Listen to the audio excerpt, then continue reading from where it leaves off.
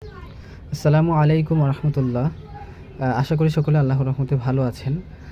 আজকে আমি আমার হাতে থাকা আঁচিলগুলো ভালো হওয়ার যে একটা দীর্ঘ যাত্রা, চিকিৎসার যে একটা দীর্ঘ ঘটনা, সেই ঘটনাটা আপনাদের কাছে আমি সংক্ষেপে তুলে ধরার চেষ্টা করব। এটা হচ্ছে যে শুরুতে আমার হাতে হচ্ছে যথেষ্ট আঁচিল ছিল। এখানে দেখেন কিছু দাগ দেখা যাচ্ছে, এই যে এইখানে, তারপরে হচ্ছে এইখানে একটা বড় একটা আঁচিল ছিল। তারপরে এইখানেও একটা আঁচিল ছিল। তারপরে এই যে আমার এই যে দেখেন এখানে একটু সাদা অংশ দেখাচ্ছে, এখানে আঁচিল ছিল। আরও গুড়ি গুড়ি হাতের বিভিন্ন জায়গায় আঁচিল ছিল। সর্বপ্রথম যেখানে আঁচিল হয়েছিল সেটা হচ্ছে আমার হাতের কনুইয়ে।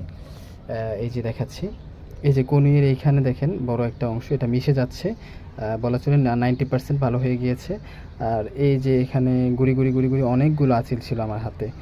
তো আমি এখন যে ডাক্তারের ট্রিটমেন্টে আমি আল্লাহর রহমতে যার ট্রিটমেন্টে ভালো হয়েছি, তার কাছে আসার আগে আমি মোট চারটা হোমিও ডাক্তারের কাছে গিয়েছিলাম।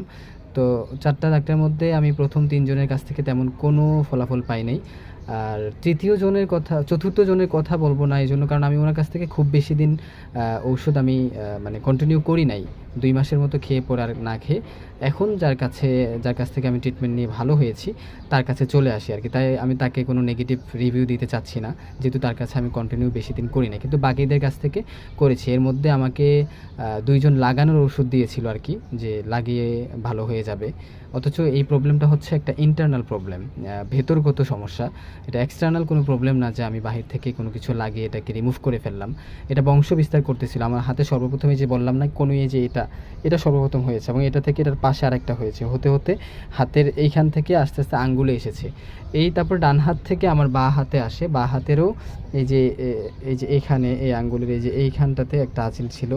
তারপরে হচ্ছে এই যে এখানে দেখেন একটু সাদা অংশ দেখা যাচ্ছে, এইখানে হয়েছে। তারপরে এই যে এখানে একটা আঁচিল ছিল, যে জায়গাটাতে সাদা অংশ দেখছেন আপনারা। তো এরকম হাতের তালুতেও আমার এই যে এই আঙ্গুলের এইখানে এমন একটা আঁচিল ছিল, এখন তো দেখে মনে হচ্ছে একেবারে কিছু ছিলই না, অথচ এখানেও একটা আঁচিল ছিল। তো এগুলো সবই এখন আলহামদুলিল্লাহ আল্লাহর রহমতে ভালো হয়েছে। তো যে ডাক্তারের কাছ থেকে এখন আমি ওষুধ নিয়েছি বা ওষুধ নিয়ে ফলাফল পেয়েছি, তিনি হচ্ছেন এই যে, তার ওষুধটা আমি এখানে রেখেছি। তার হোমিও হলের নাম হচ্ছে যে মাহমুদ হোমিও ক্লিনিক। তো এবং তার নাম হচ্ছে ডক্টর নাসির উদ্দিন মাহমুদ মিয়াজি। তো তিনি হচ্ছেন কুমিল্লার আর কি, বড়ুয়া নামে এক জায়গাতে। আমি তার কাছ থেকে অনলাইনে চিকিৎসা নিয়েছি। তো এই ওষুধগুলো এই ওষুধগুলো আমি খেতাম 15 ফোঁটা করে ঝাড়ি দিয়ে, এভাবে ঝেঁকে ঝেঁকে।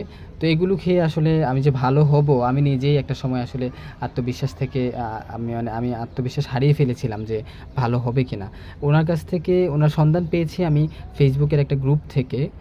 নাম ছিল ক্লাসিক্যাল হোমিওপ্যাথি। তো সেখানে আমি আমার আঙ্গুলের এরকম ছবি তুলে পরামর্শের জন্য ছবি মানে মানুষের কাছে পোস্ট করেছিলাম গ্রুপের মধ্যে। তো সেখানে অনেকে অনেক রকম ডাক্তার অনেক রকম কথা বলতেছিল যে 2 দিনে ভালো হয়ে যাবে, 3 দিনে ভালো হয়ে যাবে, লাগানোর ওষুধ দিলেই হবে।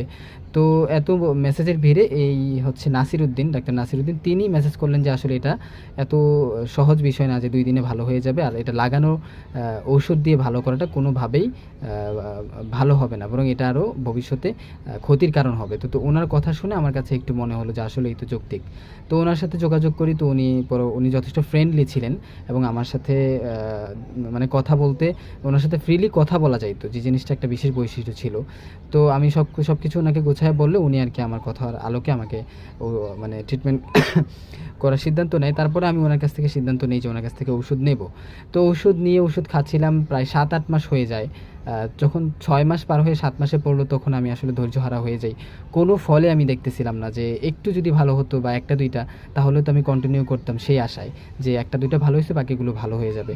তো কোনো কিছুই হচ্ছিল না। তো ওনাকে অনেকবার আমি বলেছি যে আমি আর পারতেছি না, আসলে এত সমস্যা হচ্ছে।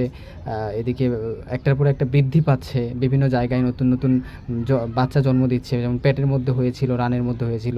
আলহামদুলিল্লাহ সবগুলো এখন আল্লাহর রহমতে ভালো হয়ে গিয়েছে। তো ওনাকে বলার পরেও উনি বিরক্ত হন নাই, এবং একটা পর্যায়ে আমার এরকম ধৈর্যহারা হয়ে যাওয়াটা দেখে উনি আমাকে বলেছিলেন যে ভাই, আপনি আপনাকে দরকার পড়লে আমি ফ্রিতে ওষুধ দিচ্ছি, তবু আপনি এখন ওষুধ খাওয়া বন্ধ করে দিন না, ডাক্তার চেঞ্জ করার কোনো দরকার নাই। মানে বলতেছে যে ঔষধ আপনি কন্টিনিউ করেন, না হলে এটা ভবিষ্যতে আপনার জন্য অনেক ক্ষতি হবে। তো ওনার এই কথাটা তখন আমাকে আরেকটু আত্মবিশ্বাস যে দিল যে উনি আসলে সে মানে আমাকে ফ্রিতে ওষুধ দিতে চাচ্ছেন, তার মানে উনি কত সিরিয়াস ব্যাপারটাতে। তো তারপরে আর কি বিশ্বাস না থাকা সত্ত্বেও আমি ধৈর্য ধরে খাচ্ছিলাম এবং এক পর্যায়ে নিয়ত করেছি যে আমি খেতেই থাকবো ওনার কাছ থেকে ওষুধ যতদিন না ভালো হই, অন্য আর কোনো ডাক্তারের দিকে মুভ করবো না। অলরেডি উনিসহ 5টা হয়ে গেল। তো এই জন্য পরিশেষে গত 1 মাস আগে দেখলাম যে 2-1টা ভালো হয়ে যাচ্ছে। আমি তো দেখে মানে অনেক বেশি মানে বিশ্বাসই করতেছিলাম না যে আসলে ভালো হয়েছে নাকি আবার এটা উঠবে। শুরুর দিকে বিশ্বাস করতেছিলাম না। পরে দেখি যে আস্তে, আস্তে অনেকগুলাই কেমন জানি ওরা জীবিত থেকে একটা মৃত, মৃত ভাব চলে আসছে। শরীরের সাথে মিশে যাচ্ছিল। তো এখন আলহামদুলিল্লাহ সবগুলো একদমই ভালো হয়ে গিয়েছে। আল্লাহর রহমতে একটাও আর এখন অবশিষ্ট নেই। তো আমি অনেক খুশি যে যদিও রোগটা যথেষ্ট মানে আমার কাছে এটা কোনো ডিস্টার্ব করে নাই, চুলকায় নাই, কোনো ঝামেলাই ছিল না। শেষের দিকে চুলকাইছে, হয়তো জীবাণুগুলো মরতেছিল সেজন্য। কিন্তু তারপরে এটা বংশ বিস্তার করে। উনি আমাকে বলেছিলেন যে এই অবস্থায় বিয়ে করলে আমার সন্তানের এবং আমার স্ত্রীর মধ্যে এই যে ভাইরাসটা মানে সংক্রমিত হতে পারে বা ভাইরাসটা তাদের মধ্যে যেতে পারে। তো এগুলো শুনে আমি সত্যিই মানসিকভাবে এক প্রকার মানে খুব কষ্টে ছিলাম। তো আলহামদুলিল্লাহ ওনার মাধ্যমে আল্লাহ আমাকে ভালো করেছেন। তো এখন হচ্ছে এইজন্য আমি মনে করি ওনাকে মানে একজন বিশ্বস্ত ডাক্তারের জায়গায় রাখা যায়। তো আমি ওনাকে বিশ্বস্ত ডাক্তার হিসেবে মনে করি এবং আমি সাজেস্টও করব যে আমার আত্মীয়স্বজন থেকে শুরু করে পরিচিত মানুষদেরকে বলব যে ওনারা যেন মানে এই ডক্টর নাসির উদ্দিন ওনার কাছ থেকে যেন ট্রিটমেন্ট নিতে পারে, বা ওনার কাছ থেকে যেন নির্দ্বিধায় ট্রিটমেন্ট নেওয়ার একটা জায়গা উনি, সেই জিনিসটা আমি আপনাদেরকে সাজেস্ট করতে পারি যে উনি আপনাদেরকে ভালো ট্রিটমেন্ট দেবেন। এবং অন্যান্য ডাক্তারের মতো শুধুমাত্র টাকা ইনকামের উদ্দেশ্য তার নাই, যার জন্য তিনি আমাকে অফার করেছেন যে দরকার পড়লে ফ্রিতে ওষুধ দেবেন। তো এটা খুবই বিরল একটা ব্যাপার।